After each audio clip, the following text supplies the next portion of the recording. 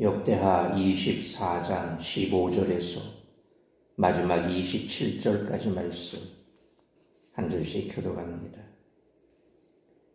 여호야다가 나이가 많고 늙어서 죽으니 죽을 때에 130세라.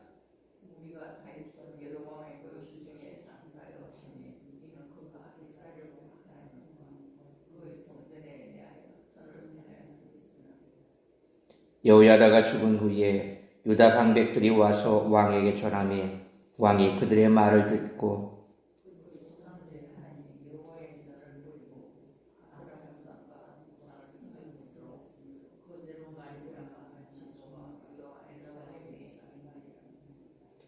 그러나 여호와께서 그들에게 선지자를 보내사 다시 여호와에게로 돌아오게 하려 하시매 선지자들이 그들에게 경고하였으나 듣지 아니하니라.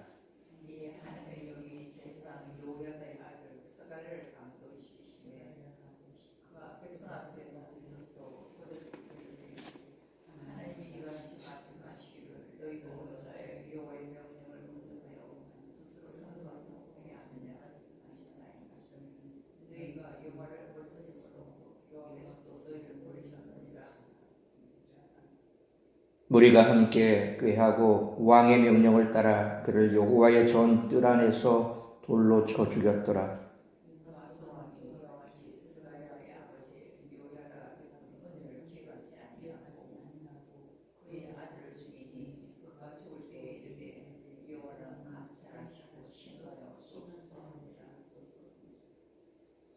일주년 말에 아람 군대가 요아스를 치려고 올라와서 유다와 예루살렘에 이르러 백성 중에서 모든 방백들을 다 죽이고 노래간 물건을 다메섹 왕에게로 보내니라.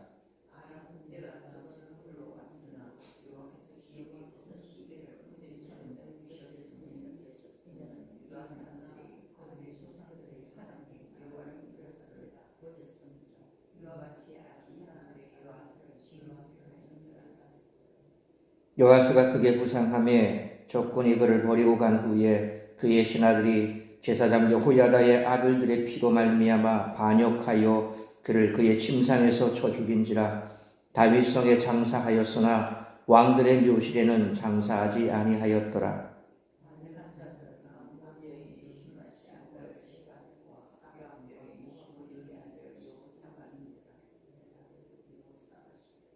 (27절) 같이 읽습니다. 요아스의 아들들의 사적과 요아스가 중대한 병책을 받은 것과 하나님의 전을 보수한 사적은 다 열왕기 주석에 기록되니라. 그의 아들 아마샤가 대신하여 왕이 되니라. 아멘. 오늘 본문 15절로 22절은 역대기에만 기록되어 있는 내용입니다. 열왕기하 12장 17절로 18절에 성전 수리 후 아람의 침입이 이어지는 이야기에 대해 역대기 기자는 여호야다의 죽음과 아람이 어떻게 침입하게 되었는지에 대한 내용을 삽입하므로 열왕기 본문이 지니는 모호성을 해결하려 한 것으로 보입니다. 특별히 여호야다의 영광스러운 죽음과 믿기지 않을 정도로 돌변한 요아스의 모습이 아람의 침입과 요아스의 죽음을 부르게 되었다는 인과관계를 설정합니다. 여호야다가 죽은 이후에 요아스가 어떻게 통치했는지 보여주는 오늘 본문은 15절로 16절까지 여호야다의 죽음에 대한 평가에 대해서, 18절로 22절까지 요아스의 배신에 대해서, 그리고 23절로 27절까지 아람 군대에게 패하고 신하들에게 죽임당한 요아스에 대한 평가에 대해서 기록하고 있습니다. 하나님을 저버리는 행위는 사람들 사이에서도 서로 불신하고 배신하는 행위로 이어집니다. 요아스의 죽음은 히브리서 13장 7절에 너희를 인도하던 자들을 생각하며 그들의 행실의 결말을 주의하여 보고 그들의 믿음을 본받으라 라는 말씀을 기억나게 합니다. 한때 경건하게 행동하고 신앙적인 성공을 거둔 전력이 마지막에 좋은 본을 남기리라는 것을 보장해 주지 않습니다. 요아스는 죽음의 위험에서 하나님의 도움으로 목숨을 건지고 성전을 재건하는 신앙적인 성공도 거두었지만 여호야다의 죽음 이후에 하나님과 사람 앞에 신의를 저버린 삶을 살다가 비참하게 생을 마감했습니다. 요아스의 삶은 하나님의 가르침을 떠나면 과거와 상관없이 누구라도 배신과 살인 같은 잔인한 본성의 노예가 될 수밖에 없다고 가르치고 있습니다. 난공불락의 성이었던 트로이는 그리스 연합군대가 보낸 트로이 목마를 성 안으로 받아들여 마침내 함락당하고 맙니다. 경건했던 요아스는 유혹자들의 속삭임에 무너졌습니다. 오늘날 믿음의 경주를 하는 우리에게도 온갖 유혹이 많습니다. 따라서 믿음의 경주를 완주하려면 어떻게 살아야 하는지에 대해 오늘 본문의 말씀을 통해 우리들이 깨달아야 할 것은 첫째로 15절로 18절 말씀처럼 믿음의 경주를 완주하려면 온갖 유혹을 경계해야 한다는 것입니다. 15절로 16절 말씀처럼 대제사장 여호야다가 죽은 후 지금까지 경건했던 요아스의 태도는 완전히 달라졌습니다. 17절 말씀처럼 여호야다가 죽은 후 유다 방백들이 요아스를 찾아와 가문이설로 요아스를 유혹했습니다.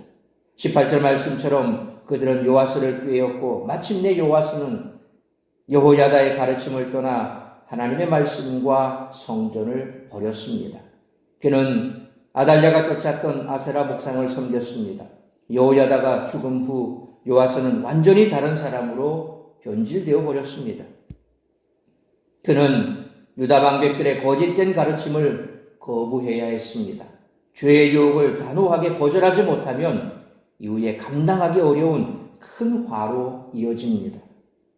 그러므로 믿음의 경주를 완주하기 위해 삶의 요정에서 만나는 온갖 거짓과 유혹을 배격하고 하나님의 말씀에 굳게 서는 우리 모두가 되시기를 축원합니다.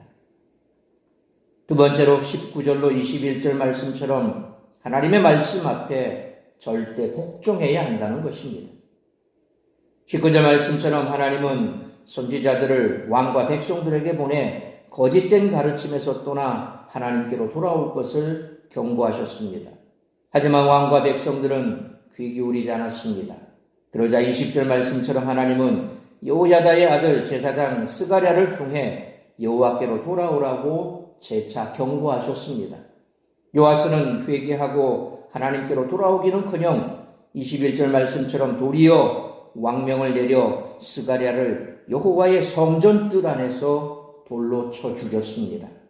악한 여인 아달랴도 성전 안에서 죽지는 않았는데 요아스는 하나님의 선지자, 그것도 자신을 살려준 여호야다의 아들을 성전 안에서 죽이는 일을 벌였습니다.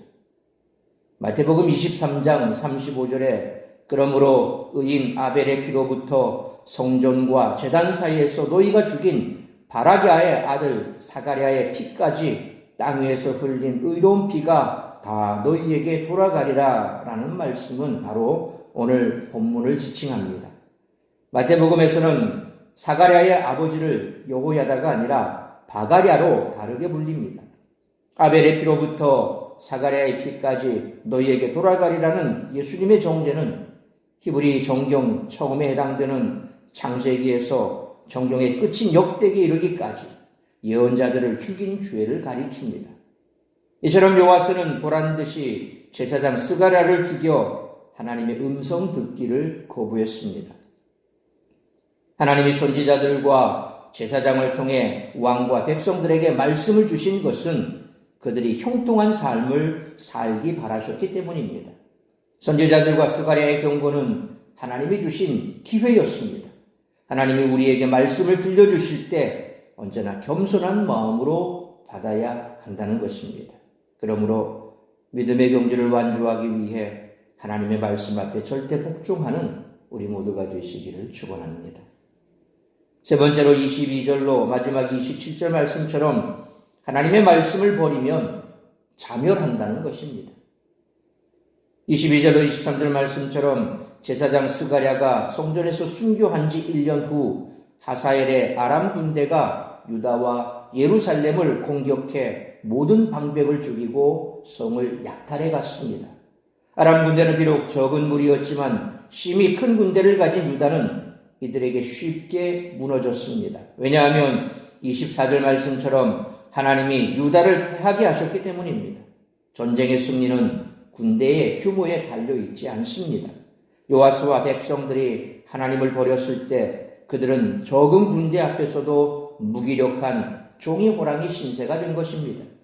하나님의 말씀을 버린 그들에게 승리의 영광은 없었습니다. 25절 말씀처럼 전쟁에서 패배한 요아스는 신하들에게 배신당해 살해당했습니다.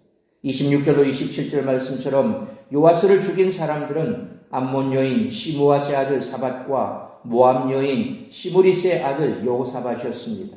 암몬과 모압 여인의 이름과 그 아들들의 이름이 언급된 것은 특이합니다. 모압과 암몬은 유다 왕이 하나님을 배반할 때 유다의 국경을 자주 침범한 민족이었는데 이제는 그 자손들이 유다 안에서 왕을 죽이는 일이 벌어졌습니다. 요아스가 하나님을 배신했을 때 모반은 그가 상상하지 못한 방향으로 일어났습니다. 뿐만 아니라 요아스가 죽임당한 일에 대해 25절에서 여호야다의 아들들의 피로 말미암아라는 분명한 설명이 더해지므로 요아스가 여호야다의 아들 스가랴를 죽인 일에 대한 심판이 즉각적으로 임했다는 것을 알 수 있습니다. 하나님과 그분의 말씀을 버린 요아스를 하나님이 심판하신 것입니다. 그는 왕들의 교실에도 장사되지 못하는 비참한 최후를 맞았습니다. 하나님의 말씀을 버리면 자멸합니다. 그러므로 하나님을 거역함으로 파멸을 재촉하는 어리석음을 범하지 않는 우리 모두가 되시기를 축원합니다. 사랑하는 성도 여러분, 대제사장 여호야다가 살아있는 동안에 경건했던 요아스는 여호야다가 죽음 후 급속도로 변질했습니다. 그는 유혹자들의 속삭임을 따라 하나님과 그분의 말씀을 떠났습니다. 우리도 선한 믿음을 변질시키는 온갖 유혹들로부터 우리 자신을 지켜야 합니다. 그러므로 믿음의 경제를 완주하기 위해 하나님의 말씀을 삶의 표준 삼고 그 말씀에 순종하는 삶을 살아가는 우리 모두가 되시기를 주님의 이름으로 축원합니다. 기도하겠습니다. 거룩하신 아버지 하나님, 은혜와 사랑을 감사합니다. 거룩하고 복된 주일, 오늘 이 주일 새벽도 말씀으로 예배로 시작하게 하시니 감사합니다.